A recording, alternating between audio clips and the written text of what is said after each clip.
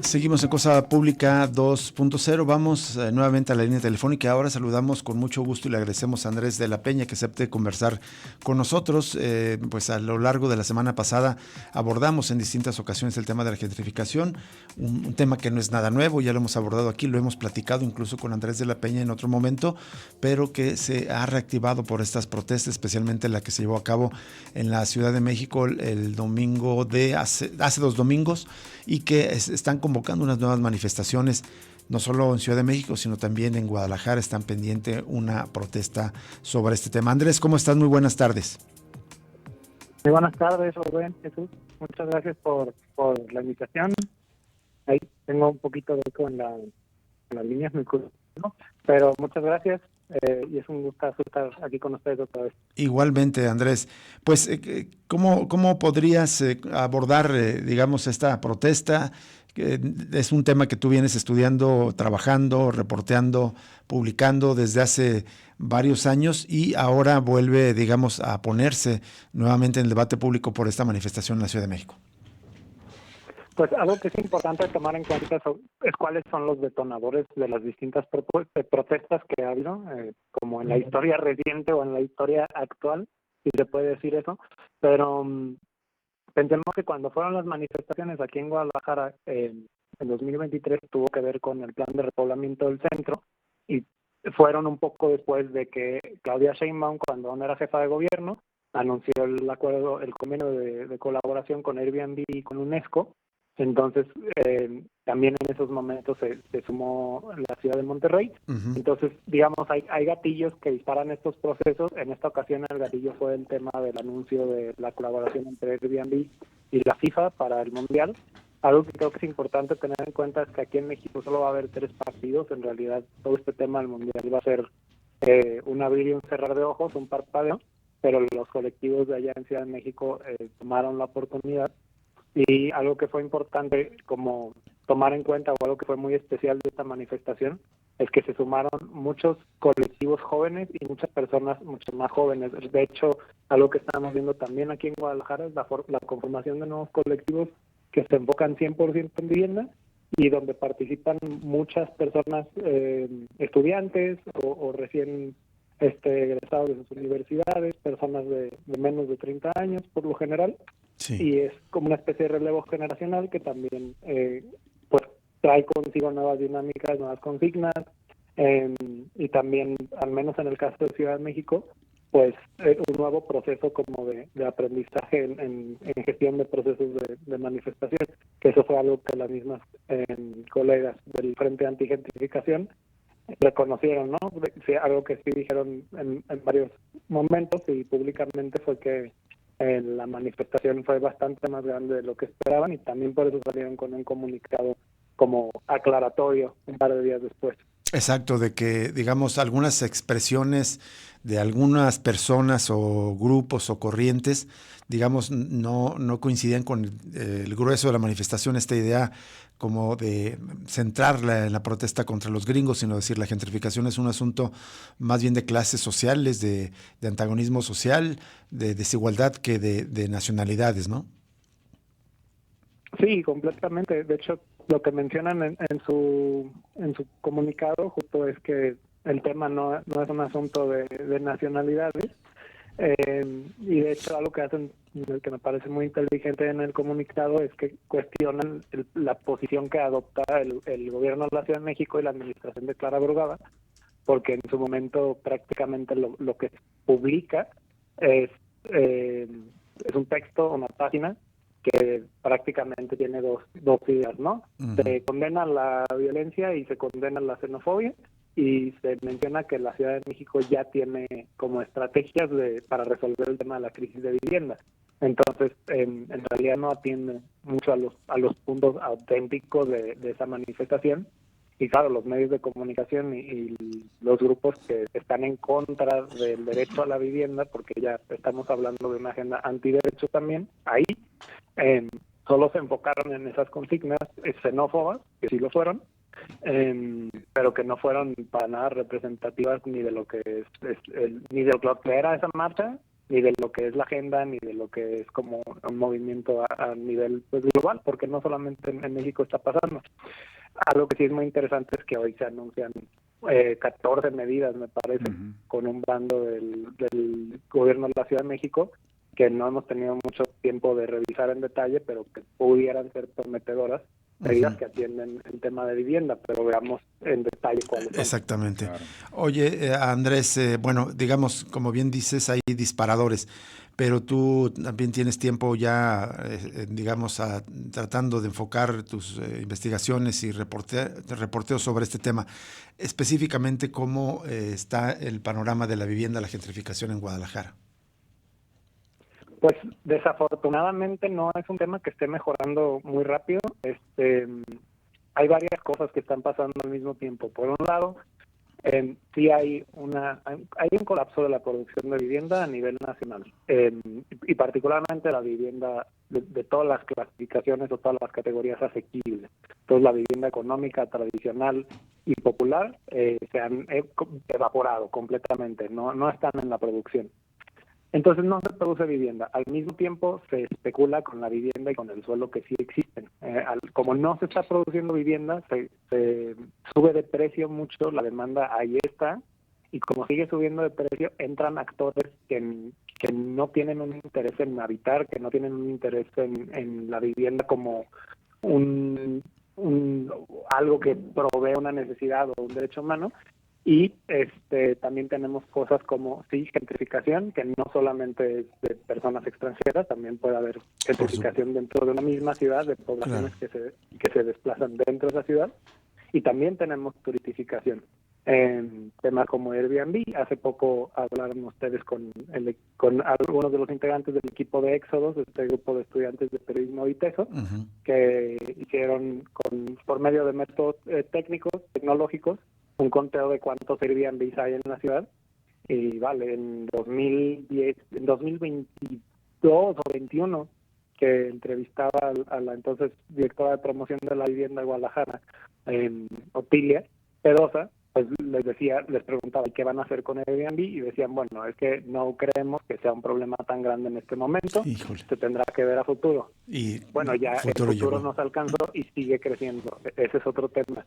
No es que Airbnb sea realmente ni el principal actor en estos temas de vivienda, pero sí es un modelo de negocio que está creciendo muy rápido y que solo puede existir comiéndose unidades de vivienda para convertirlas en alojamiento de corta estancia. Entonces hay un montón de actores y de efectos que están limitando el acceso a la vivienda para las personas, y en Guadalajara ya está la nueva política de vivienda que anunció la municipio Verónica Delgadillo hace ya un mes y un par de semanas, que aunque sí tiene algunas medidas, digamos, bastante progresivas, sigue siendo muy muy limitada en sus enfoques. Sigue siendo una estrategia de incentivos fiscales, de incentivos en licencias para productores de vivienda, o incentivos para el desdoblamiento de vivienda, que es ponerle pisos más o subdividirla, pero para personas que ya son propietarias de vivienda y de vivienda en lugares específicos de la ciudad que ya son más o menos de alto valor.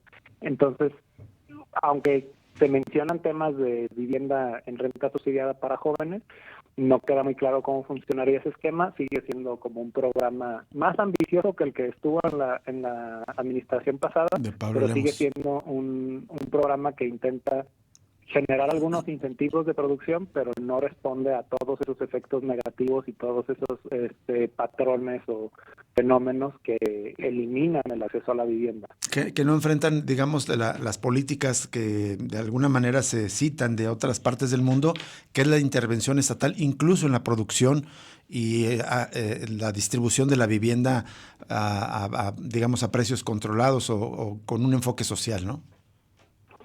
Sí, de hecho algo que es interesante es voltear a ver también a nivel estatal y a nivel federal, porque si bien vamos muy lentos y vamos muy atrasados en este tema, valdría la pena como voltear a ver el hecho de que esta es la primera vez desde hace décadas que se está haciendo una nueva propuesta de política pública en materia de vivienda desde el municipio, que es esa, que tiene sus limitaciones. A nivel estatal, bueno, la diputada Mariana Casillas ya lleva como 7 iniciativas presentadas con distintos puntos o diferentes propuestas de qué hacer con la vivienda. Y a nivel federal está la Estrategia Nacional de Vivienda, la Infonavit, que planean producir 1 millón de viviendas, más o menos 500,000 viviendas para derechohabientes del Infonavit y 500,000 viviendas para no derechohabientes a través de la CONAVI. Pero sigue siendo, digamos que estamos como ni siquiera al inicio del partido, estamos en el calentamiento. Exacto. Muchas de esas medidas tenemos que ver cómo se implementan en la práctica, si funcionan o no, pero sí estamos viendo un momento donde los 3 niveles de gobierno en el contexto de Guadalajara están, y en el contexto de Jalisco, están haciendo algo, ¿no? Pero sí me atrevería a decir que ninguno de los, bueno, aunque las propuestas de la diputada Mariana sí tienen como los efectos negativos, aún no están aprobadas, ni siquiera han salido de comisiones. Entonces, en la práctica, ninguno de los 3 niveles de gobierno en este momento está haciendo algo contra la financiarización, contra la turistificación. Y cuando tiene que ver con gentrificación, solo se está haciendo este tema de facilitar más la producción. Que está bien, sí se tiene que producir más, pero no sería suficiente lo que se está planteando ahora para revertir décadas de malas decisiones. Así es. ¿Qué tal, Andrés? Te saluda Jesús Estrada. Pues, ¿qué más tendríamos que hacer, digamos, si todo esto se queda corto? ¿Qué otras opciones hay desde tu punto de vista? Yo me imaginaría cuestiones, para mi punto de vista, ¿por qué no, por ejemplo, expropiar terrenos que tengan 10, 15, 20 años ahí nomás ociosos, los dueños especulando? Es una cuestión que suele ser muy frecuente con los capitales acá en Guadalajara, de dejar engordar los bienes durante años para heredarlos a sus hijos o nietos, que eso es otra cuestión que yo pensaría también, temas de impuestos de herencia. Pero bueno, ¿qué habría que hacer, Andrés? Hay muchas opciones y digamos, hay todo un menú de políticas públicas que se podrían implementar en los 3 niveles de gobierno que podrían ser útiles. Es muy difícil saber, porque además es ciudad por ciudad. No es como que lo que funciona en una ciudad va a funcionar en otras. Por ejemplo, en Nueva York y en Madrid, en Madrid no, en Barcelona, han intentado regular Airbnb y lo que les ha pasado es que incluso se han logrado sostener sus nuevas legislaciones o sus nuevos ordenamientos contra ataques legales de parte de la compañía. De todos modos, las mismas autoridades de las ciudades no los han logrado hacer valer, aún tienen un problema de hacer que se cumpla la ley. Y en Ciudad de México, cuando se intentó legislar Airbnb hace nada, el resultado fue un amparo donde ahora la legislación está frenada, ¿no? Digamos, no está resuelto en definitiva, pero esa legislación sí quedó muy congelada por el momento. Entonces, en términos de lo que está pasando aquí en Guadalajara, yo pensaría, o me atrevo un poco a decir, que sí se necesita un tema de regular las relaciones entre inquilinos, entre arrendadores y entre arrendatarios, por temas que sin importar cuánta producción haya o no, o los números del mercado son inaceptables, como la discriminación, ¿no? La discriminación contra personas por su identidad, por formar parte de la comunidad LGBTIQA+, o por no ser personas de Jalisco. El tema de los incrementos al precio de la renta o fijar, no fijar necesariamente el precio de la renta, pero sí por lo menos fijar el aumento del precio de la renta, que es lo que sí se hizo en Ciudad de México y al menos lo que nos cuenta un poco la evidencia es que no se ha logrado hacer valer tampoco. Sí regular las plataformas de corta estancia, pero también ver cómo hacer que aumente la producción de vivienda asequible, no como del lugar de manera estratégica, pero sí con mucho compromiso. Sí, y digna tema también, que está ¿no? haciendo el Infonavit a nivel federal sí debería de estar siendo replicado, por ejemplo, a nivel estatal, porque Claro. ese millón de viviendas es un montón, pero para lo que es el mercado de vivienda en el país seguramente no es suficiente. Andrés, Sí, se tiene que producir bastante más para cumplir con esa necesidad. una última duda de mi parte es si también a escala federal esto tendría que ir acompañado de una reforma laboral, es decir, el impacto de la falta de prestaciones y de acceso a Infonavit porque prácticamente ya no hay trabajos como tal, digamos, de plazas o formales. Ahora es mucho del trabajo por cuenta propia, por honorarios, te imposibilita la posibilidad de comprar una vivienda tipo Infonavit, sobre todo a los jóvenes, pero también a la gente de mi generación, pocas tienen vivienda propia. También habría que revisar esa parte laboral. En realidad, como en muchas problemáticas de derechos humanos, justo lo que ocurre es que se nos junta el ganado, ¿no? Llueve sobre mojado. Este es un tema muy serio, el asunto laboral, que claro que también impacta en vivienda. Claro. Sí, algo que hemos analizado como durante años y que también mi amigo, compañero, colega, el Máximo Jaramillo, sigue actualizándolo y sigue publicándolo, es cómo los precios de la vivienda y de la renta superan por mucho eh, a los salarios y cómo esa brecha se va haciendo cada vez más grande, es decir, los salarios no crecen al ritmo suficiente y esos son problemas hasta para los mismos inversionistas, porque las personas que están invirtiendo en vivienda le apuestan a que esa vivienda se use eventualmente y si en algún momento hay un reajuste, ya se hace que los precios bajen para que las personas puedan habitar o que simplemente no lleguen esos habitantes. Es un escenario que puede volverse más peligroso más a futuro y que ya lo veníamos alertando desde hace años Así es. y que eso no ha mejorado el prospecto. Pero sí, o sea, en términos laborales y también en términos fiscales, la vivienda es muy relevante, porque también para las finanzas municipales en todo el país, un problema muy grande es que no se hace lo que se le llama captura de plusvalías, que es que el terreno y los inmuebles suben de valor por inversiones públicas o por otras fuerzas del mercado que empujan su valor y en teoría las ciudades tendrían que capturar parte de ese valor y reinvertirlo, pero esa cadena está rota en casi todo el país. Los prediales no se actualizan, los prediales no se cobran, si se actualizan están muy, muy distantes a lo que es el verdadero valor de mercado de los inmuebles, que se podría decir que el valor de